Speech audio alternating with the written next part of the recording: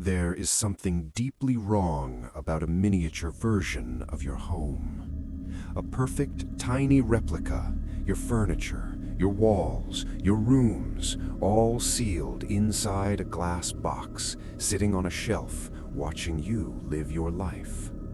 Most people who receive one feel an inexplicable unease they can't quite name, a chill, a sense of being watched from the inside out. The three people who shared these stories, they didn't just feel uneasy.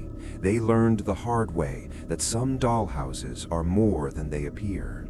And by the time they understood what was happening, it was almost too late. My grandmother left me a lot of things when she died. Her pearl earrings, her handwritten recipes, her Bible with the craft spine. But the thing that troubled me most, the thing I almost left behind at the estate sale, was the dollhouse. It was a perfect replica of her Victorian home in Vermont. 3 stories, bay windows, a wraparound porch with the tiniest rocking chairs you've ever seen. My cousin Maria noticed it first and said, "That's Gran's house. That's her actual house." She was right. The wallpaper inside, pale roses on cream, matched the dining room exactly. I told myself it was a beloved hobby project, a labor of love.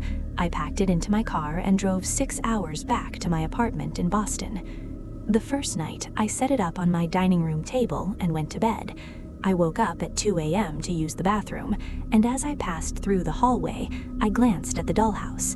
The tiny rocking chair on the porch was moving. My apartment was dead still, no fan, no open window, but that chair, maybe 2 inches tall, was rocking, slowly, like something invisible had just stood up from it.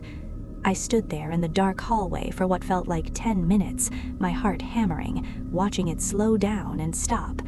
I told myself it was vibration from a passing truck. I told myself a lot of things that week. Then, the furniture started changing.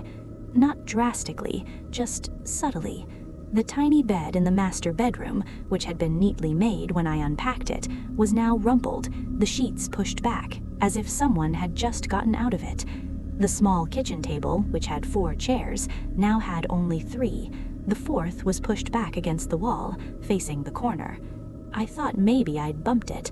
I thought maybe I was losing my mind. My boyfriend Derek laughed when I showed him. He picked up one of the tiny figurines, a small woman in a blue dress, and said, "Maybe she's redecorating." That night, the figurine was found at the front door of the dollhouse, standing, facing out, like it was waiting for someone to arrive. I called my Aunt Rosemary, my grandmother's youngest daughter, and described what was happening. There was a long silence on the line. Then she said, "Sarah, that dollhouse has been in our family for over 100 years. Your great-great-grandmother had it made as a warning system." She told me the story slowly, like she was choosing each word with care. Apparently, our ancestor, a woman named Harriet, had lost 3 children in that Vermont house. Accidents, illnesses, a fire in the nursery that was never fully explained. She commissioned a craftsman to build the replica, and she told him what she wanted, something that would show her, in the miniature, what was about to happen in the real house. The craftsman, according to family lore, used materials from inside the house itself, wood sheenings from the banister, fabric from the curtains, and something else, something the family never spoke of openly. "What happened to Harriet?" I asked. Aunt Rosemary went quiet again. Then, "She said it worked. She said it saved her youngest. But she also said the house started showing things that hadn't happened yet, things she didn't want to see. She'd covered it with a black cloth after that, and it had stayed covered, passed down through the generations, until my grandmother, always the brave one, had uncovered it. I should have covered it back up. I know that now. Instead, I watched it. Every night I'd stand in the hallway and look, and the things I saw, small, terrible things, started coming true. The day the dollhouse kitchen showed a broken window, I came home from work to find my real kitchen window shattered by a fallen tree branch. The night the tiny bedroom showed the bed empty and a figure standing in the doorway, I woke at 3 a.m. to hear someone trying my front door, just trying it, slowly, handle up and down, like they were testing it. By the time the police arrived, whoever it was had gone. The last thing the dollhouse showed me, the thing that made me finally put it in a storage unit and swear I would never go back, was this. The tiny dining room table, my real dining room table, set for two, a miniature meal laid out, two tiny chairs pulled up, and in one of those chairs a figurine I had never seen before, a small woman in a gray dress. In the other chair, a figure lying face down across the table. I recognized the blue dress. It was the figurine Derek had laughed at. Derek came to dinner the following Saturday. He said he felt fine. He even helped me set the table. He started choking on a piece of food halfway through the meal. I called 911. He survived, barely, after I performed the Heimlich maneuver, something I had learned years ago and almost forgotten. That night, I drove the dollhouse to a storage facility 40 minutes from my apartment. I haven't been back since, but sometimes, late at night, I find myself wondering what it's showing right now, and I am genuinely afraid to find out. I want to be upfront about something. I am not the kind of guy who believes in this stuff. I'm a software engineer. I like data. I like logic. When my girlfriend used to talk about energy in rooms, I'd change the subject. But I can't explain what happened in that apartment. I've tried, and I've given up. It started when I moved into my new place, a converted loft in Chicago's Pilsen neighborhood. Old building, high ceilings, exposed brick, character, my realtor called it. The previous tenant had left a few things behind, a bookshelf, some boxes, and shoved into the back of the hall closet, wrapped in a moving blanket, a dollhouse. Not a cute one, a strange one, asymmetrical, built from what looked like reclaimed wood and mismatched materials, some parts painted, some raw, some covered in wallpaper that looked water-stained and old. It was clearly meant to be a replica of the loft I was now standing in, the main open space, the spiral staircase in the corner, the industrial windows along the east wall. I called my landlord. He told me the previous tenant, a man named Edwin, had moved out unexpectedly and left no forwarding address. He sounded cagey when I pressed him, so I dropped it. I put the dollhouse in the corner, half out of laziness and half out of a weird reluctance to throw it away. It felt wrong to trash it, like throwing away someone's diary. The first week, nothing happened. The second week, I noticed something new in the dollhouse. A tiny sofa, dark green, in the exact corner where I had placed my own sofa.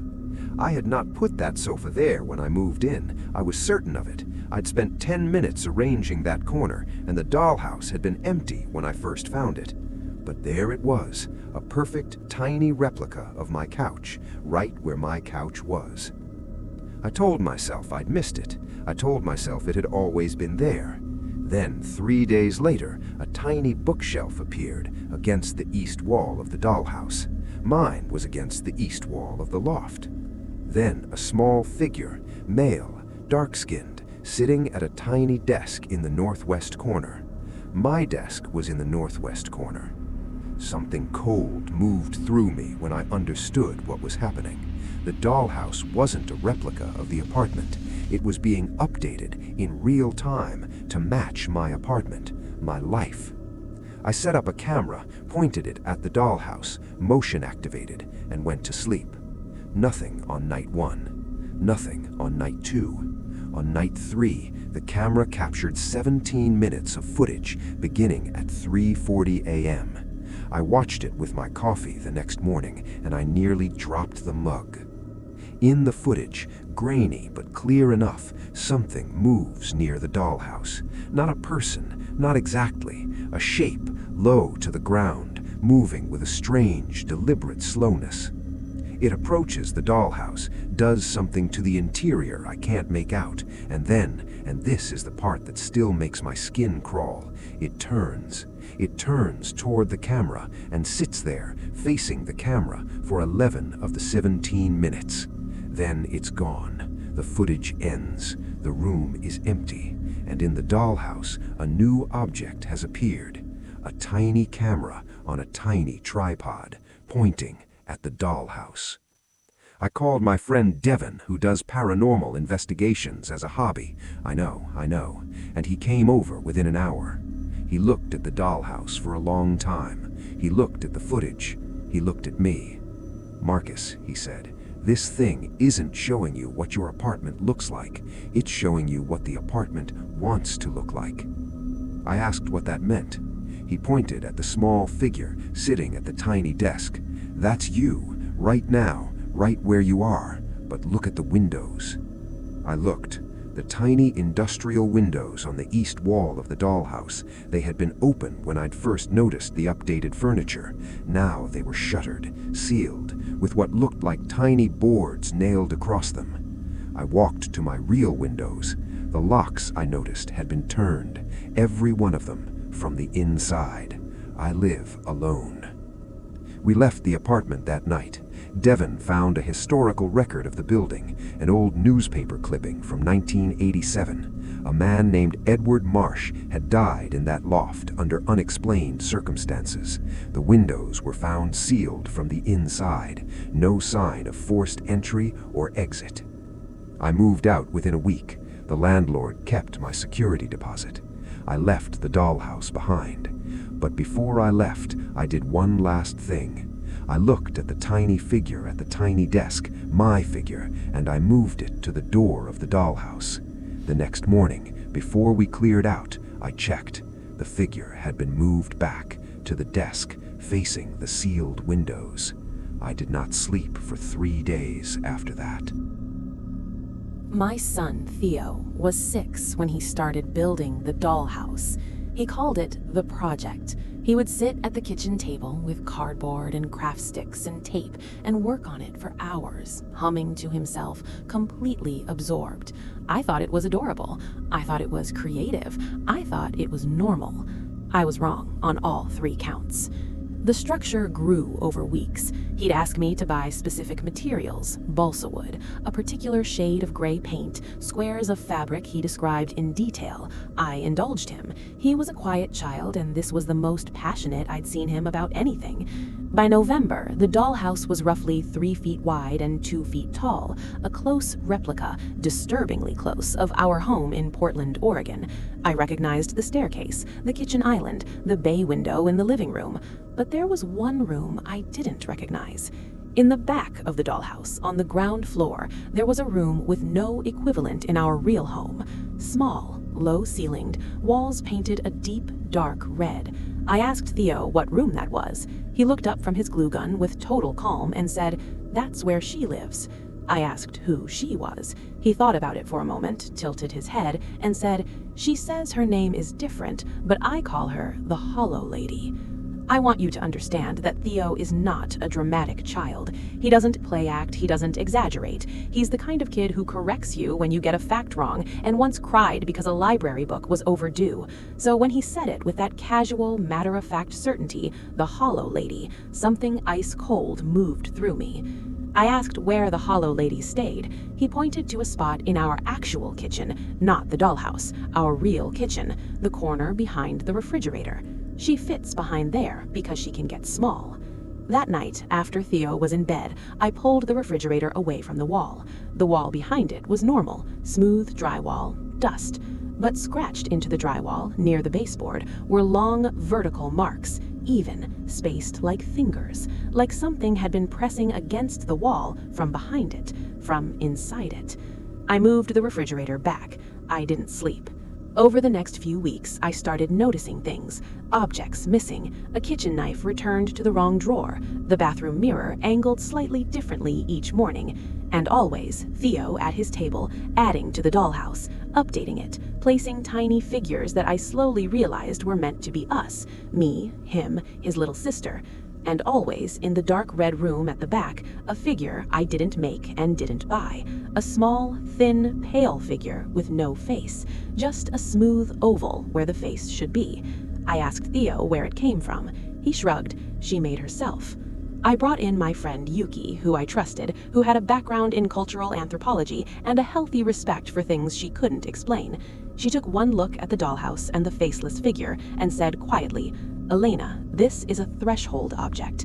There are traditions across many cultures, the house within the house, where the inner structure becomes a dwelling for something that cannot exist in our plane without an invitation. She looked at Theo. Your son didn't just build a dollhouse, he built a home, and something moved in. I asked what we should do. She said the figure had to leave the dollhouse, but that we couldn't just throw it away. Discarding it incorrectly could be worse.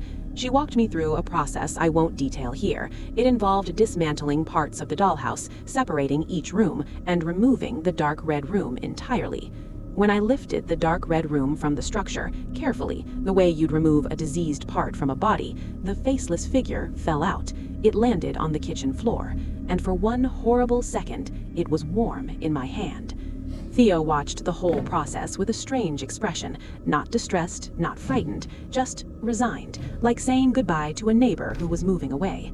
When it was done, he looked at the incomplete dollhouse and then at me and said in the most heartbreaking 6-year-old voice you have ever heard, "She's sad, Mama. She just wanted somewhere to stay."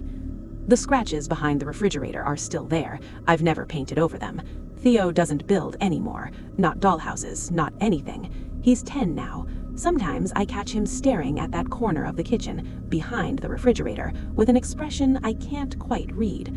Last month, he told me completely out of nowhere, "She still visits, you know. She just doesn't live here anymore." I didn't ask him to explain. Some things are safer left in the dark. 3 houses, 3 people, 3 different kinds of horror. But here's the thing that binds all 3 together. The thing that keeps me up at night when I think about them. None of those dollhouses were simply objects.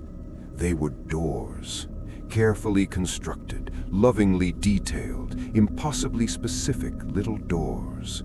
And something on the other side knew exactly which ones to walk through.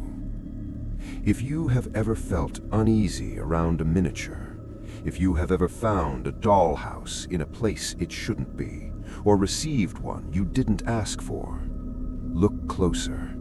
Not at the dollhouse, at the room it's sitting in. Because if something is watching you right now, it's not looking through the walls. It's looking through the windows of something much, much smaller. Sleep well.